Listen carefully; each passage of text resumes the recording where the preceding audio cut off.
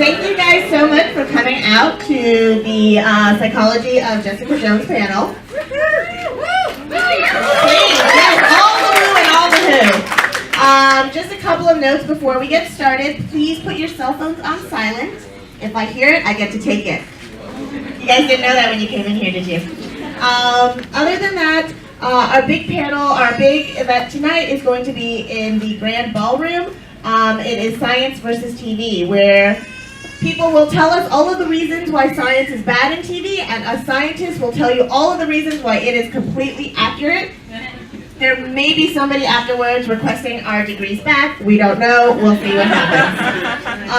Also, Dragon Con's charity this time is going to be the Georgia Special Olympics. We have a bucket in front here. If you have any cash, change, anything that you would like to donate, please feel free to come up afterwards. And then if you like this panel, yay. If you don't, but tell us on the feedback portion of the app so that we know what to do, how to make it better for you guys next year.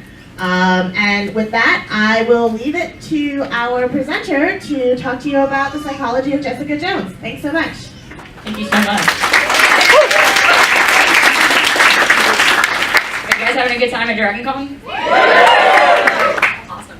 Thank you guys, first of all, just so much for coming out. Like, this is, like, people are actually standing to hear me talk, and I'm just kind of, like, humbled by that. So awesome. So thank you very much. First of all, how many of you guys have actually seen Jessica Jones? Can you give me, like, a hell yeah or raise your hand? All right, awesome. I know my audience now.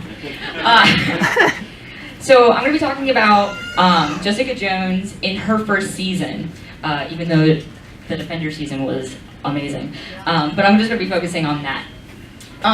First of all, I'm Heather Ness.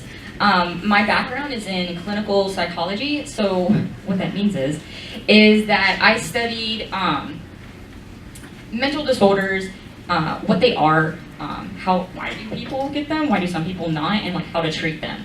So when I watch TV shows, I notice a lot of things, and especially with Jessica Jones. So what we're going to talk about is her PTSD, which she has in the shows. They talk about it in the show. And the thing about PTSD is it's a really talked about disorder, and it's really in the media and everything. But there's some misconceptions. But the cool thing is that Jessica Jones gets a lot of it really spot on. So I thought it would be a great thing to talk about. And we'll be talking about her particular PTSD in that where she got it from with her relationship with Kilgrave and gaslighting, and what are abusive techniques in some relationships.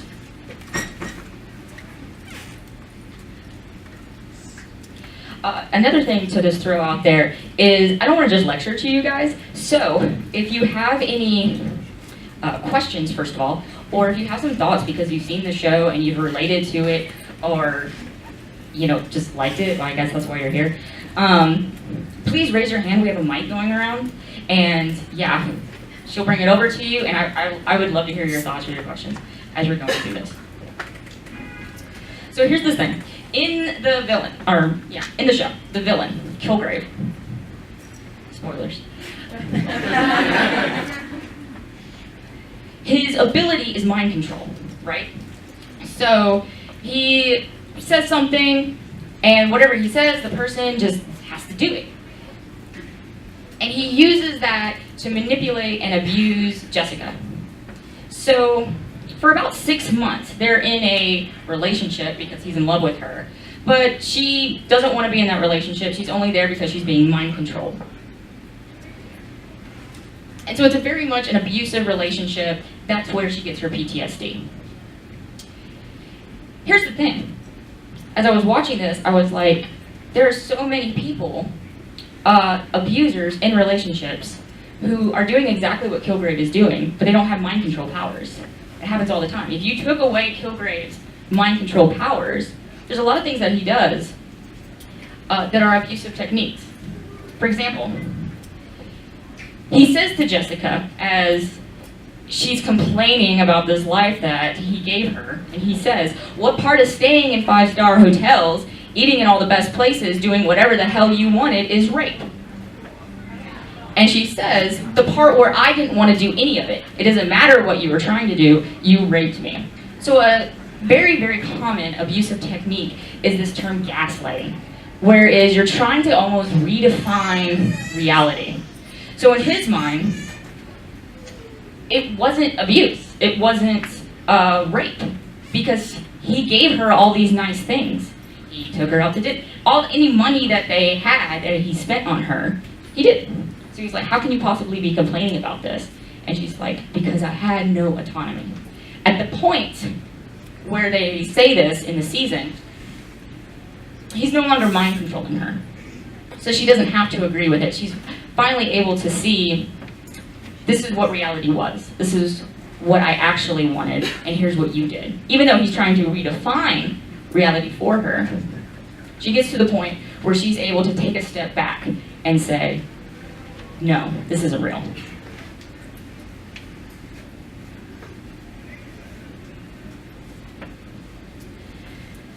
So with PTSD, with post-traumatic stress disorder, what do you guys commonly think of when you think of post-traumatic stress disorder? You can just throw it out. War and soldiers, which makes a lot of sense. And it is very prevalent in that population. But kind of the untold story about PTSD is that it's most prevalent in women. 20.4% of the population with PTSD are women, or of the population have PTSD, they're women. 8% are men. And they experience PTSD for a lot longer. And here's one of the reasons why. While men do experience rape, and that is not something that I would ever want to gloss over, a lot of women do as well. 1 out of 4 women will probably be sexually abused in some sort of way. So, just by nature of their gender, they already have a greater likelihood of being abused in this particular way and experiencing post-traumatic stress disorder.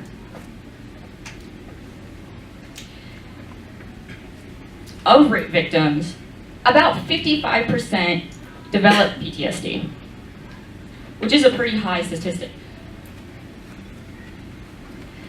The first question to ask, though, if 55% develop PTSD, what about the other 45? They're not developing PTSD, which is great. Thank God for that. I'm happy for them. But what's going on with that 55%?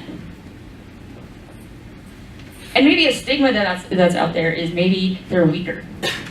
Something's going on with them. They're not as strong as these other people. But then you have Jessica Jones, and she's pretty damn strong, right? Like, even before the superpowers, I mean, I wouldn't want to meet her in a back alley. So, even though she has this strength, she's a strong woman, she still experiences PTSD. Not because it's part of her, some sort of weakness in her, some lack of personal quality, some personal flaw, but because of a whole bunch of other factors which we can talk about.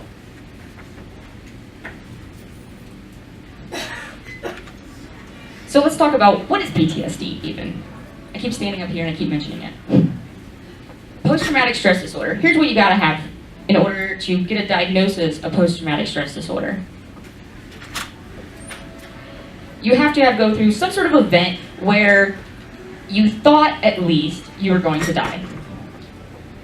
Maybe that threat was real, or if you just thought, it doesn't matter, it's how you perceive the situation. And then you have what's called these intrusion symptoms. These are these thoughts that you can't control. So if you've seen the show, how many times does she hear, before you even see Kilgrave, you hear the voice, Jessica! And then she punches the window in the subway. She has this memory, she can't control it.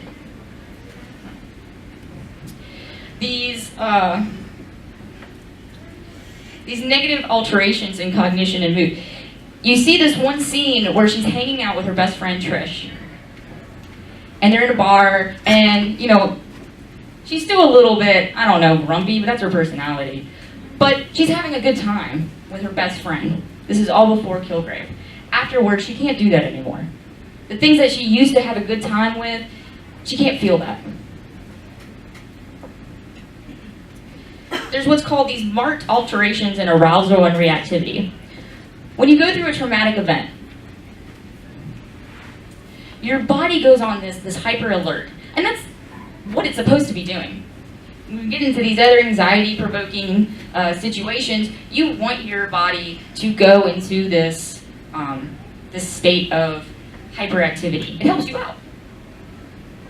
But with PTSD, your body stays in that situation. It stays super excited, like it's ready to fight somebody or run away from a situation.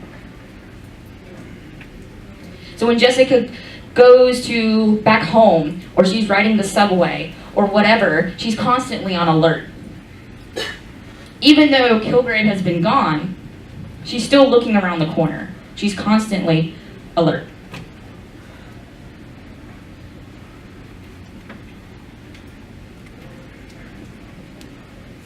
She even says to Trish, "I'm not safe anywhere. Every corner I turn, I don't know what's on the other side. I don't know who's on the other side. I could be it could be the cabbie who's going to drive me to the East River, okay? It could be the FedEx woman. It could be a talk show host who was my best friend." So even though at the beginning, before Kilgrave even shows up again, Trish is like, "Don't worry about it, he's dead," he's not there. In her head, this makes sense. And then he does show up because it's a TV show. And with PTSD, and with actually a lot of mental disorders, your mind just kind of tends to focus on the really negative stuff. And that could be for depression, that could be for anxiety, it could be for PTSD. But these negative thoughts that come up in your head, it's a little bit more difficult with a mental disorder to think, yeah, no, that's not going to happen. And push it away or focus on something else. You focus on those negative things way, way more. So some things that Jessica deals with, the hyperarousal, we talked about that. There's these things called triggered, and we kind of use that word a lot now. But we see some triggers that Jessica has. She goes to Kilgrave's favorite restaurant and sees his table, and he's not there. But she sees it, and it reminds it of her. It reminds her of her trauma. So she runs out of there. She's in a panic. It would be a trigger. Difficulty sleeping. Usually we see Jessica sleeping only after she, had a couple of drinks. It's difficult for her. She isolates herself. She no longer hangs out as much with her best friend Trish.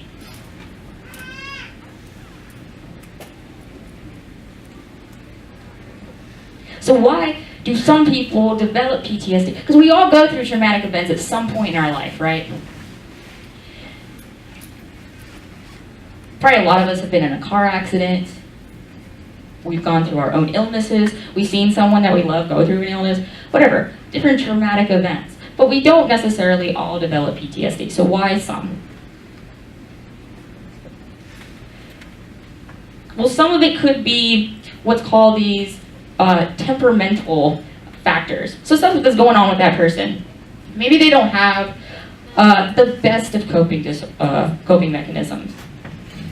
What would you say is Jessica's most used coping mechanism? Alcohol. She used it before, and that's cool. But then afterwards, she kind of leaned on it a little bit more after she developed her disorder. Sometimes it has to do with what's going on in our environment. Say you go through a traumatic event, but then you get through it, your life's a little bit more positive. You're able to bounce back a little bit easier. But what if you go through that traumatic event and you keep going through stressful life event after stressful life event? You had this trauma, but then you lost your job. Or you have all these bills to pay for. or whatever, just constant stresses. What if you don't have a great support system?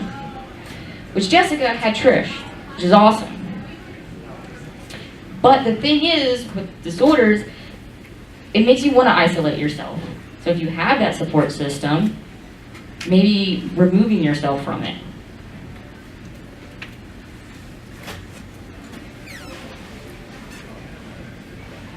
So I'm going to get into some biology. And I'm going to watch your faces to see how much you glaze over. Okay? So here's what happens in your body with PTSD. There's this thing called the fight or flight response. It should more accurately be the fight or flight or freeze response. So have you guys ever been scared? Somebody jumps out behind a corner and you didn't see them coming and you just kind of punch them. Or maybe you get scared and you just run out of the room.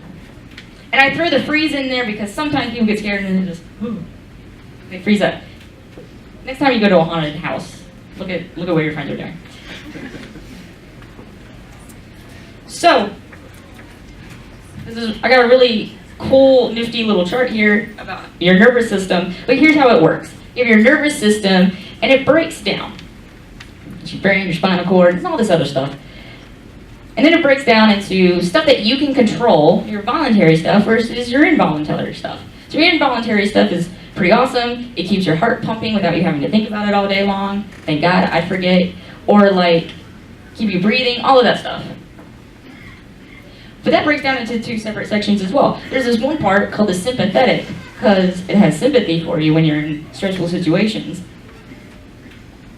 It will turn the system will get turned on so that you're in this situation, somebody jumps up out at you at the haunted house, and your body turns on without you even thinking about it.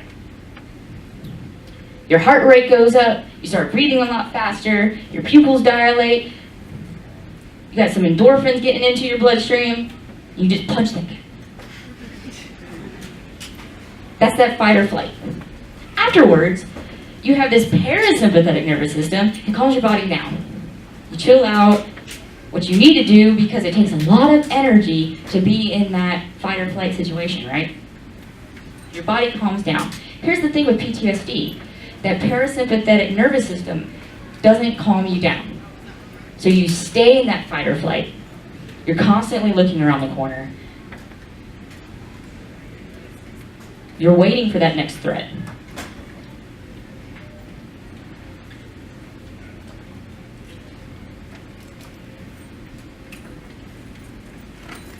So there's this idea of comorbidity, and that's just your fancy clinical psychologist term for you have more than one diagnosis.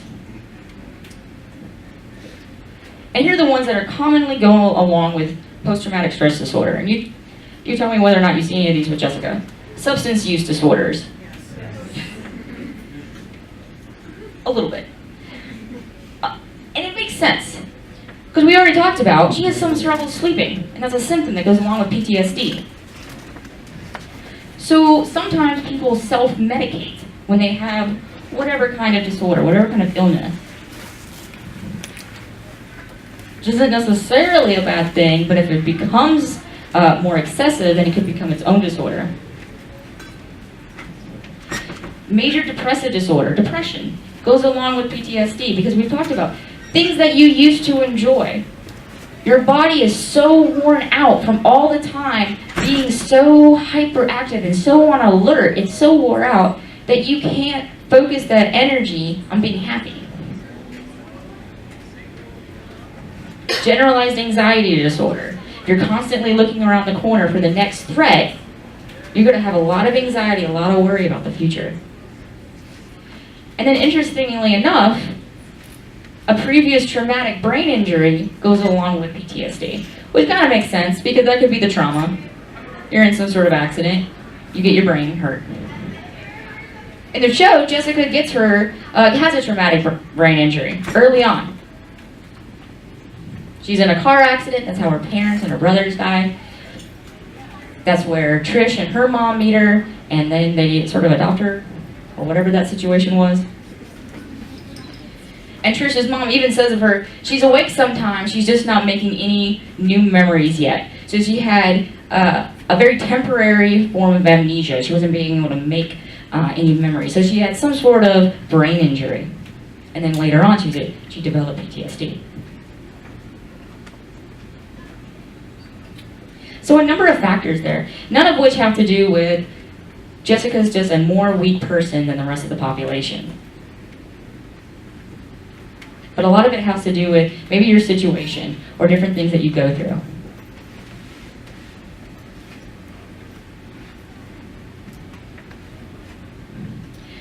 The next part that we'll talk about is treatment. So what do you do for somebody who has post-traumatic stress disorder? Well, some of it has to do with what's called psychoeducation, which I think is great, because a lot of people deal with disorders and they don't know a whole lot about them. So explaining to somebody, hey, this is what your body's even doing. Your parasympathetic nervous system isn't kicking in, it's not helping you calm down. That makes a lot more sense now. Now I know it's not just me being weird. I have a label for this. There's this type of therapy called cognitive processing therapy. So you're thinking through all these negative thoughts. Jessica's thinking, there's no one I can trust. I constantly have to look around at other people, thinking that they're going to be a threat to me. That's her thought process, right? We have our own negative thought processes. Even if we're not dealing with an anxiety disorder, we have negative thoughts. With cognitive processing therapy, it helps that person either rethink those thoughts, come up with a more positive way of thinking. Do I really have to always distrust every single person that I meet?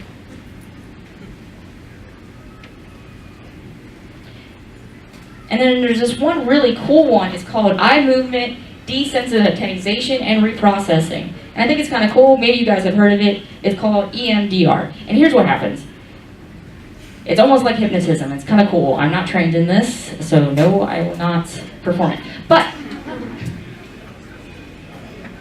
the person goes through whatever kind of anxieties. The therapist has them track something with their eyes. It sounds kind of weird, hypnosis, whatever. But what it does is it engages a part of your nervous system to help it calm down. So you're having all of this anxiety, all of these negative thoughts, but if you can train your body to calm down while still having those thoughts, through this eye movement thing, then you're almost relearning how to think about this situation.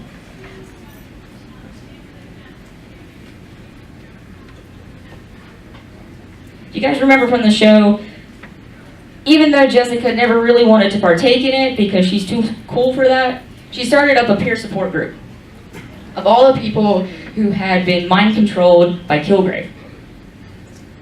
And her neighbor, Malcolm, really liked it. He was kind of the leader for it. Here's the thing about that. Peer support groups, they're great.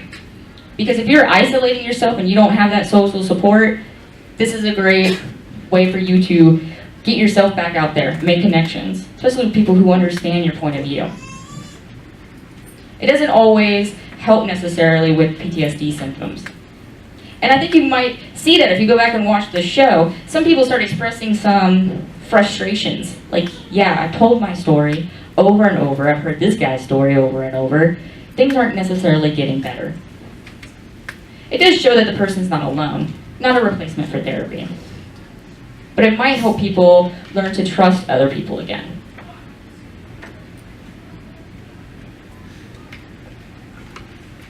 So some coping mechanisms, we talked about self-medication. In fact, Jessica and Malcolm talk about their preferred type of coping mechanisms. Malcolm liked to talk. He wanted to talk out his feelings. Some people don't always want to do that, depending on who you are. Jessica said, I prefer repression. That's that one where you stuff those feelings deep down inside, don't think about it. It's not real, it's not happening, then I don't have to deal about it. But that's not really how things get resolved. The thing about self-medication is, because alcohol or whatever kind of recreational drugs, they might make you feel better in the moment. They do. But because they affect your nervous system, which is what's going on with your PTSD in the first place, it's messing that up a little bit further. So you feel really great at the time, but then later on your symptoms increase. There's this one called a grounding technique. Do you guys remember, what did Jessica do when she would get so anxious, when she would get into that panic? She did the street names, yeah. I just forgot all of them. I'm a fake fan. She even tells somebody else, this other girl that Kilgrave mind-controlled, remember the streets that you lived on. This is called a grounding technique. It's actually a real thing. Going back to whether or not TV shows or movies have real science. This one's real. Jessica says that she paid a lot of money to a psychiatrist just to learn some street names. Yes, but it does help her to calm down. There's these other grounding techniques. My favorite one that I used to do with some kids is play with Play-Doh. And so what you would do is you play with some Play-Doh, you start talking about how does the Play-Doh feel in your hands. No judgment words, just what's going on with the Play-Doh. Focus on your breath. What's your breath doing? Describe the room that you're in. Different things around you. This grounding technique. Focusing on concrete things helps people get out of their head and calm themselves down.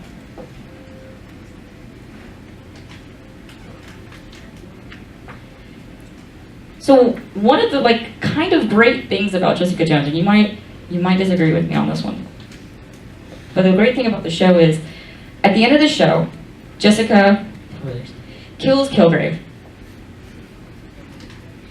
And so her villain is gone. He's out of the picture. Her PTSD isn't magically better, because that's not how the real world works. Sometimes PTSD can last a really long time, and people are still dealing with it. So at the end of the show, Jessica's still dealing with her PTSD. She's worked a little bit more on social support. She's kind of still at that point where am I a hero? Do I want to do good? Do I just want to stay in my room and drink all of the time? I don't know, it's a toss-up. But she's thinking about it. She's at least taken a few steps forward. She's reconnected with her best friend, Trish. And I think that's actually kind of hopeful, to me anyways, because if you just show that, yeah, you kill your villain and magically you feel better, somebody watching that who's actually dealing with PTSD might think, well, that's not what happened for me. Sure, I went back to the site that I had my car accident in. I faced my demons, but I'm still dealing with stuff. Jessica's still dealing with stuff, which I think is pretty relatable.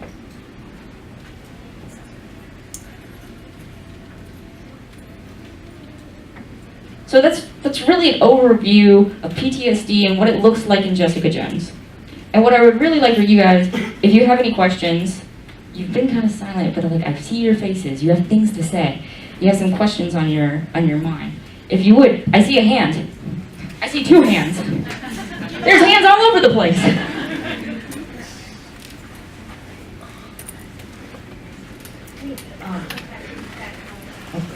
I think one of the important things a lot of people forget about PTSD and gaslighting is it's not always an external source. My mother is an 18-year ovarian cancer survivor, and when she recovered and her chemo was done and she tried to get back to her normal life, she started having panic attacks and passing out in public. And she, when she was diagnosed with PTSD, she gaslighted herself. She told herself, I could possibly have PTSD. Some people go through real trauma. All I have is cancer. Cancer is not enough. So I think just going through something that's internal, whether it's a disease and you're trying to trick yourself into thinking it's not as bad as it is, well, guess what? It is, and you deserve to be believed even by yourself. That's such a great point. Thank you for telling me that So story. you talked a lot about Jessica Jones' psychology, but one thing I'm really interested in is Kilgrave's psychology. In the later episodes, we begin to see things from his perspective, and we see that he's actually deeply unhappy, and he can't really have social relationships with people. I was just wondering if you're aware of any science or evidence to support this idea of the abuser as sort of being a victim of their own abuse. That's kind of an interesting question because Jessica asked that in her own thing. He's a villain, right? And so she goes to this point of, oh, no one's ever taught him right from wrong. What if I give up my autonomy, join this relationship with him, and he could do so much good. But then she meets his parents, and he kind of, again, somewhat gaslighted her into believing my parents abused me. They did all of these experiments on me. Finds out from his parents he had this degenerative neuromuscular disease. Not one of my specialties. And they were trying to find a cure for him. So that's why they did the experiments, which could have been a bad parenting tactic. And I actually meant that genuinely, but you guys laughed. What I meant was, they were trying to save his life. And so they were coming from a good place, I suppose. And they were scientists, so they were like, and it's about superheroes, so of course they're going to experiment on their own kid. But even before that, Kilgrave had some problems. He would, I think he threw an iron at his mom's face, something like that. So he got this ability to do the mind control, and so he began controlling his parents.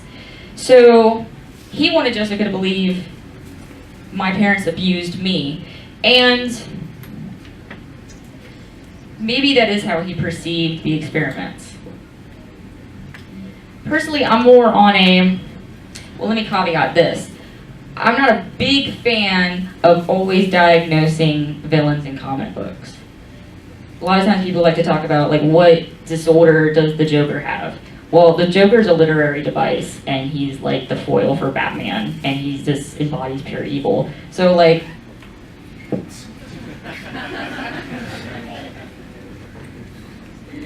with Kilgrave, you could make the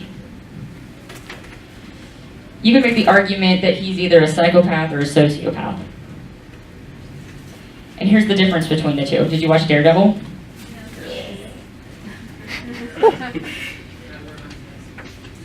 In Daredevil, Wilson Fisk was actually a pretty cool kid. I liked him. If he was my kid, I would have been alright with it. But his dad teaches him all of these really awful behaviors, and he sees his dad abuse his mom, and eventually he just kind of snaps. So, and he grows up to be, Fisk, the kingpin. That would be an example of a sociopath. A sociopath is somebody who, through a series of events or their environment, they become what we would consider socially an awful person. That's not a diagnosis, though.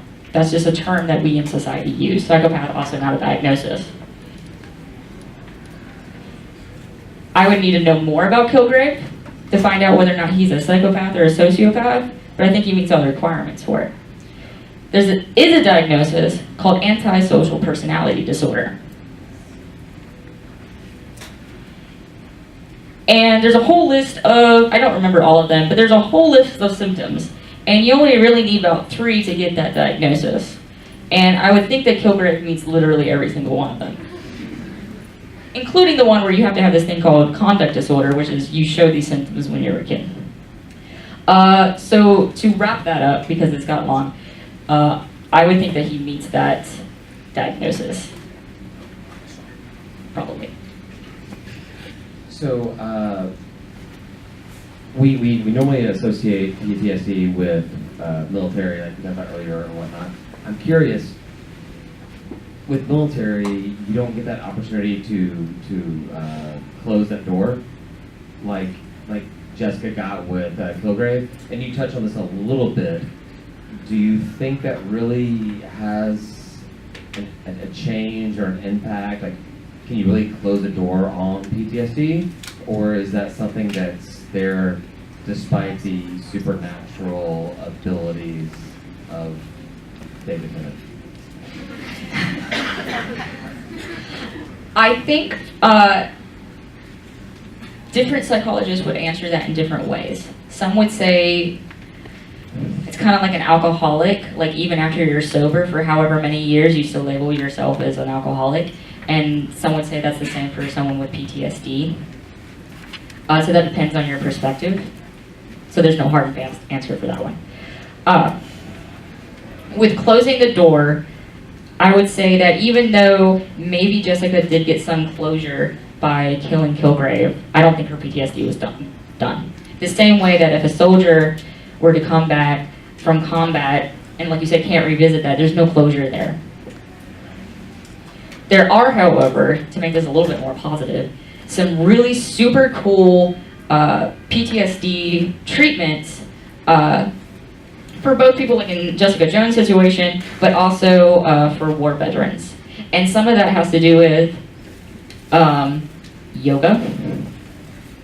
Okay, he didn't like that. But it's the idea of maybe using some mindfulness, some thought processes to revisit that situation. Even though you're not physically doing it, you're not actually doing it, but in your mind, you are. Hello. Wait, is it good? All right, here we go. So, going back to the question about Kilgrave, it's more so about how, not that I justify anything that he did. 0%.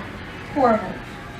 But one of my favorite characteristics about the entire show in that series where they talk about his past was the factor of the unreliable narrator, is that both sides had valid points of his parents and him, and both sides had facts, but neither one added up. And also the fact that how could PTSD have affected him as a child to influence him in the future to get to that point of manipulating other people and not realizing what he's done. So more so the diagnosis of him with PTSD as well as Jessica.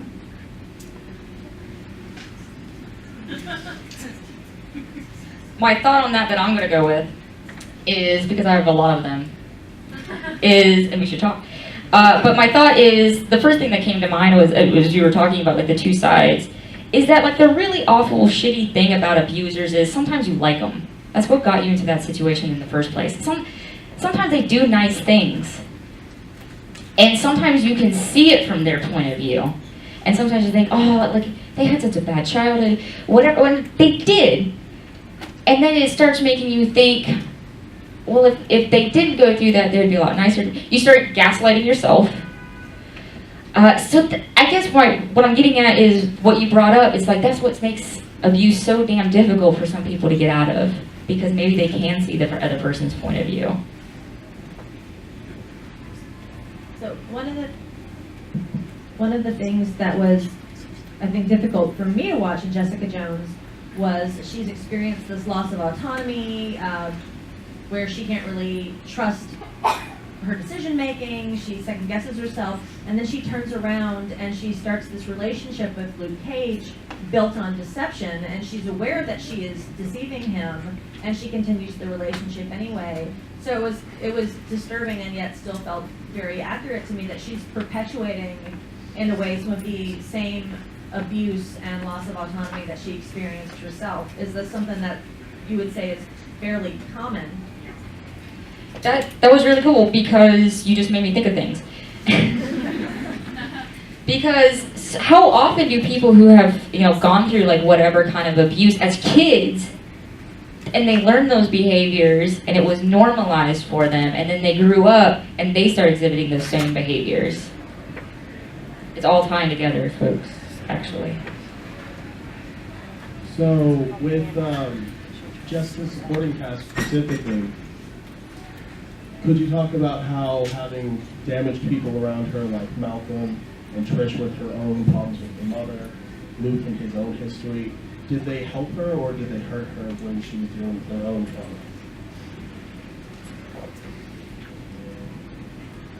Well, Luke Cage is a perfect angel who only helps other people.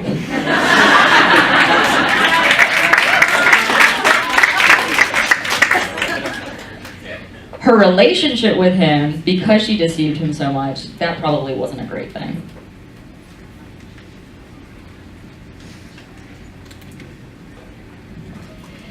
And the thing about Trish and Malcolm is that they have their own problems. But they're kind of stubborn in the fact that even when Jessica wants to isolate herself and tells them, just don't have feelings, get away from me, all those things, or tells Malcolm this isn't happening when he comes in and steals her peanut butter, they do it anyways. And I think just, there's no relationship that's perfect, and there's no person that's perfect who's ever going to support you, even if they are dealing with their own problems. So if you have some social support, somebody telling you, I'm here for you, I think, I can't discount the good that does. Does that make sense? Cool. I have some like cool science facts about PTSD because I had a former, and I have a question too, but I had a former coworker who had PTSD, and she went and saw a psychotherapist who helped her cover those memories like entirely, like they're just gone from her mind after some psychotherapy. And I was wondering if you knew anything about that, or if you think that stuff like that would be beneficial, and if like getting rid of those memories for people could help them with their recovery, or what you think is up with that, maybe. So your coworker didn't remember the memories at all? Like they're gone. Yeah. Well, I mean, I don't know the exact process, but it was like a long list of certain like people she saw, doctors, psychotherapists. They helped her just get rid of these things because they were hindering her life that much. Can you repeat what she said? What she just said was, so she still remembered the trauma itself? Before the Okay, so with the psychotherapist, helped her basically eliminate these memories of the trauma, or dealing with it, it sounded like, because it was hindering her life that much. And then your question was, what did I think about that? And how could it be applied to Jessica Jones? My thought process about that is, if it helped that person and if that's what she wanted, and she knew that that's what's going to happen through the therapy, then I can't judge it, I suppose. What popped into my head was the idea of repression that we talked about, and just putting those memories down there. And repression is called a Freudian defense mechanism. And it's even a thing because it helps us with our anxiety. We do this a lot, and sometimes we label it as unhealthy, and sometimes we label it as healthy. And I guess that's sort of subjective. So they're defense mechanisms for a purpose, I suppose. And so if it helped her, then I guess my feeling is, who am I to judge? With Jessica Jones specifically, I'm just going to broaden it up in that with PTSD, there's actually a lot of memory problems. If you go back, there's this thing in your brain, it is called the hippocampus, and it's what makes memories. People with PTSD have smaller hippocampi than other people, and they have a lot of memory problems anyways. Fun fact. Okay. Maybe? There we go. Okay. So this is just some of the information that's helped me deal with people like Kilgrave who have, messed with people's heads. What I've noticed is that, like someone else said, they do view themselves as very low when you actually don't. So even if they sit there and say, "Oh, well, I don't think bad thoughts about myself," they really do. And the way I've kind of looked at it is, everybody wants to be the hero, and if you don't see yourself as someone worth being a hero, you'll try to make it sound like it's so. It's almost like they believe their own lies, even though it's not real. And I really liked your wording and how that makes it more relatable to Jessica Jones, because she doesn't think of herself as a hero, and at the one point where she wants to frame herself to go to jail. And part of it, I think, is to catch Kilgrave, but part of it, I also think, is because Jessica views herself as such an awful person for all the things that she did while she was with Kilgrave, that she actually does want to punish herself. So even though she probably wouldn't admit that, maybe she's also thinking that. I think that's what you're getting at. Yeah. Hi. So I'm a trauma specialist, researcher, and therapist who's trained in EMDR. I just got so nervous. You're fine. I got nervous as soon as I got the microphone, so we're on the same page. But the thing that watching Jessica Jones that I really appreciated was the way in which someone with a trauma history is presented in a way that is raw and real, and in some ways the mediatization of Jessica Jones has a way of normalizing and depathologizing trauma responses. And so I was curious about your take on feedback that you've gotten either from your students or other people you've talked to, in the sense that Jessica Jones almost permits people to be more upfront and authentic about their own trauma responses. So I was wondering how much of the mediatization of PTSD in a non-pathologizing, entirely pathologizing sense is helpful. I haven't heard a whole lot from my students, just because we haven't gotten around to talking about Jessica Jones in the classroom. But I do see things on social media, specifically Tumblr. But people maybe reposting things that have to do with Jessica, since that's what I follow. And I see things in like their comments or their tags, and I do see people being able to take things from the show and relating it to their life. Now what I see probably more often than the PTSD is just the abuse in general. And I don't know these people, I don't know if they have PTSD, but what they're getting at is they're looking at the abuse techniques and things that they have gone through. I have a quick question, because as you said earlier, that Kilgrave wasn't the only source of Jessica's PTSD. Because I would consider Kilgrave like a chaotic neutral type. That, you know, maybe not psychotic, but someone who just likes the world to burn just to watch it burn.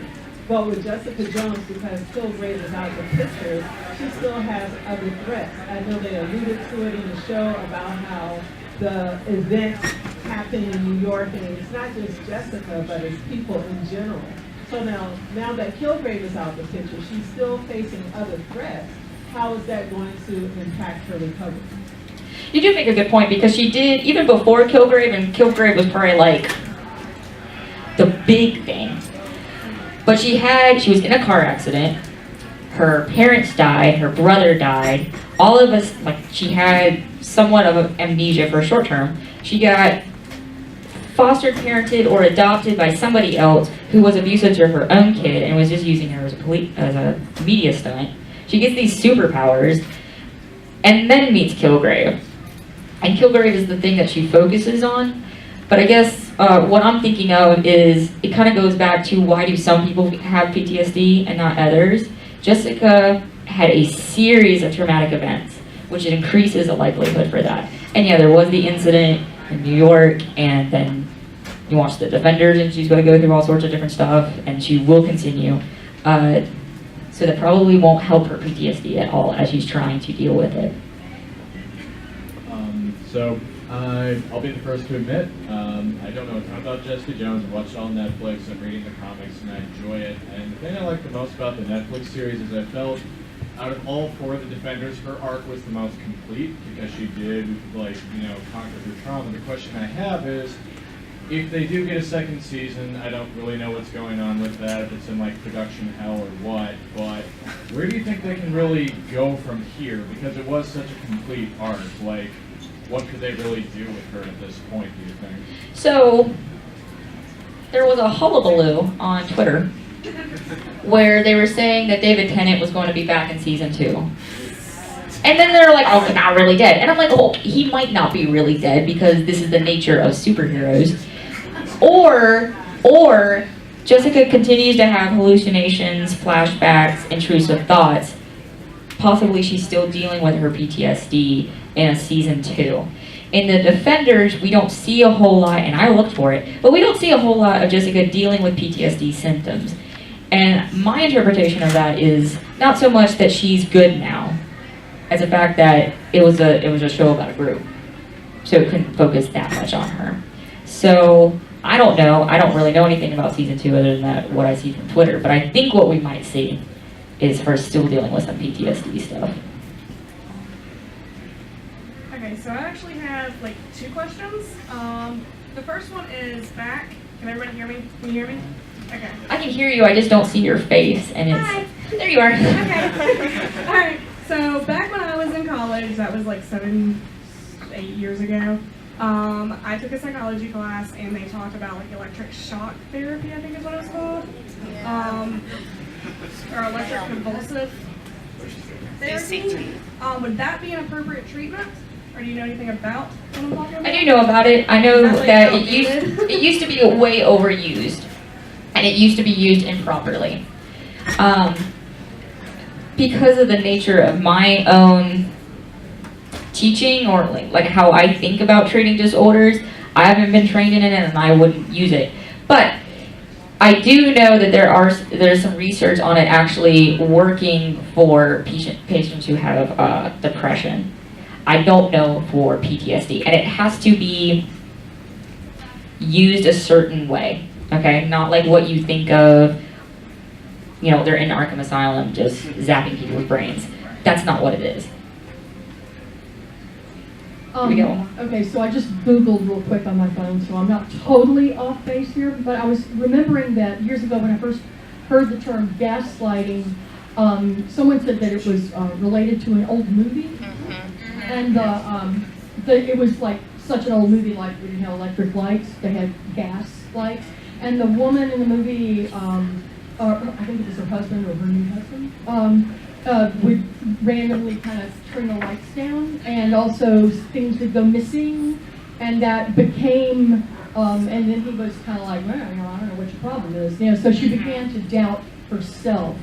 And I always thought that was really interesting, and I was going to look it up and watch the movie or something. I'm seeing if I can find it online. But anyway, I thought I'd share that since Steve DragonCon is all about media, and we can all go home and maybe Google it or something. Yeah, because the thing about gaslighting is it also could be like, oh, you said this thing or you did this thing. No, I didn't.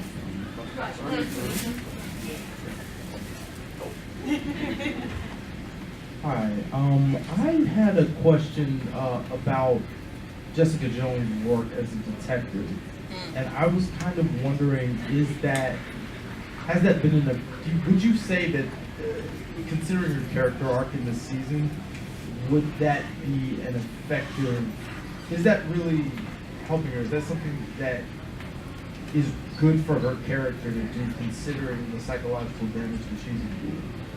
So you mean like maybe if she sees kind of traumatic things and it adds to it? She just took my away from me. Yeah. So let me, I don't know, but here's what I think. I know that people do better or feel happier, their mental health is a little bit better when they feel good about themselves. And Jessica Jones does say she's good at being a private investigator. It's something that she's really good at. So if she gets something out of doing that job, then maybe it's better for her to do that than something else where she doesn't feel as good as herself. That's my initial thought on it. So we have time for, I think, for 2 more? 2 more, let's do it. I'm having a wonderful time. After the initial Hulk incident and then the Avengers incident, Avengers 1 that is the entire city of New York suffering from PTSD in the event? And if so, how much of a bump in business is that for the psychiatrist? There's a whole phenomenon of like Someone's answering that question for me, and I really like what she's saying. She said mass phenomenon, and I was like, yeah. Probably. Do you remember, like it's like not everyone's going to develop PTSD, even if there is like a mass thing.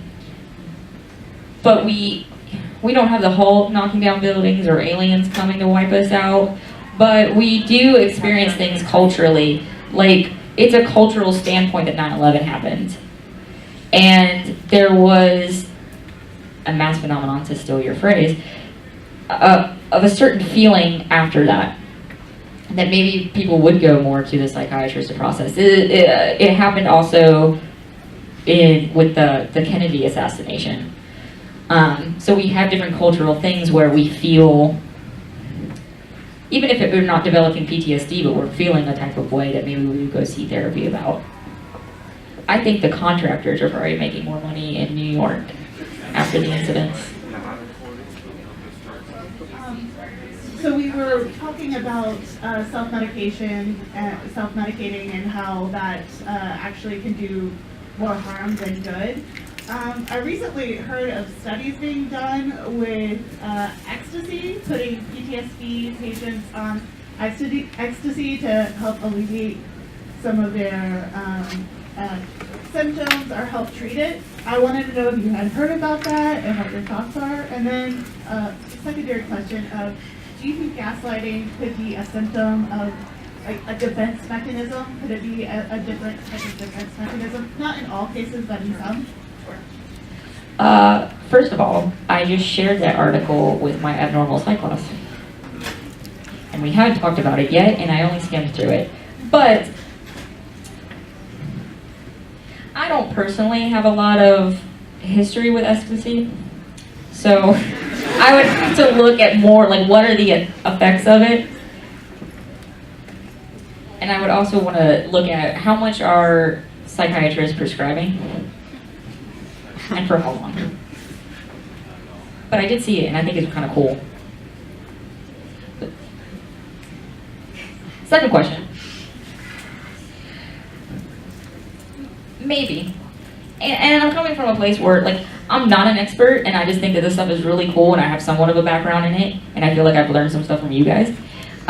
So I would think, yeah, since abusers often had their own abuse, and they're dealing with it in their own ways, and I'm not doing that to excuse them, because what they're doing is, right, we're on the same page.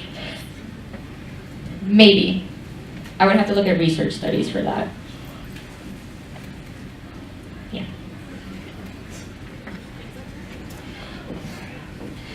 So, thank you guys, one, for participating and for coming. Again, like, I'm super honored and humbled that you guys came and listened to all of this.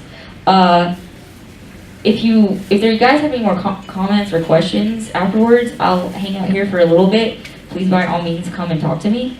I would love that. If you want to find me on social media, you can find me on Tumblr, Twitter, and Facebook.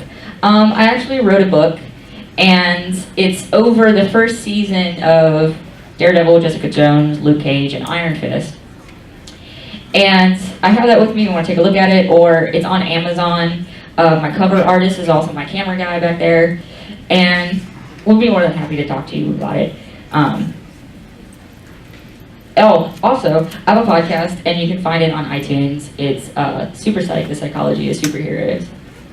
But again, like, thank you again so much for coming out, and thank you guys for tech supporting me and running the microphone everywhere and just being a support system. Thank you.